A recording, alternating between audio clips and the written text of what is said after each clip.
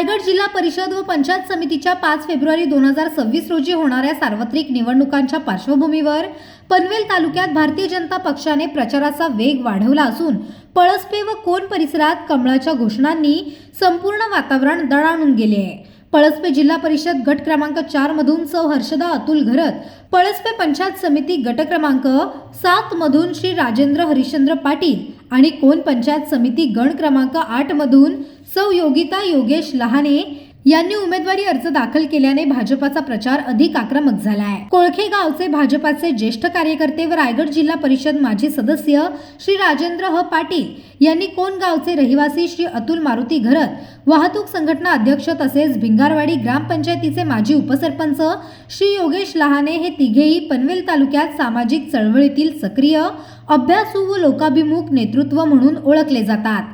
त्यांच्या मार्गदर्शनाखाली गेल्या काही वर्षात विविध सामाजिक व विकासात्मक उपक्रम राबवण्यात आले आहेत।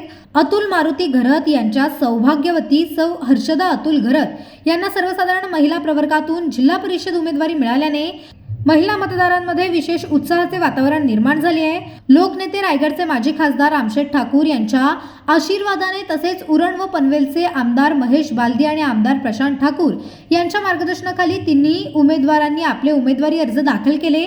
त्यानंतर हजारो कार्यकर्त्यांच्या उपस्थितीत प्रचाराला सुरुवात झाली असून प्रत्येक मतदारसंघात पदयात्रा, प्रचार रॅली आणि घरोघरी भेटी घेत मतदारांशी थेट संवाद साधण्यात येत आहे।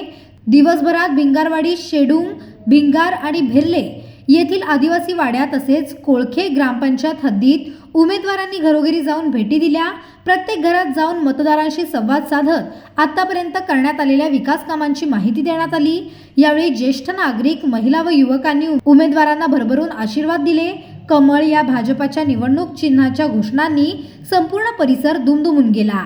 दरम्यान येत्या 5 फेब्रुवारी 2026 रोजी होणाऱ्या रायगड जिल्हा परिषद व पंचायत समिती निवडणुकीत भाजपाचे अधिकृत उमेदवार चिन्ह कमळ असून कमळ चिन्हाचे बटन दाबून सौ हर्षदा अतुल घरत, श्री राजेंद्र हरिश्चंद्र पाटील आणि सौ योगिता योगेश लहाने यांना प्रचंड मतांनी विजयी करण्याचे आवाहन करण्यात आले आहे।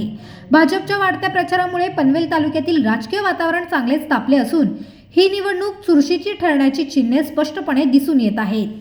पनवेल, नवी मुंबई आणि रायगड जिल्ह्यातील ताज्या बातम्या आणि नवीन घडामोडी पाहण्यासाठी सबस्क्राइब करा कोकण संध्या न्यूज चॅनल आणि दाबा बेल आयकॉन।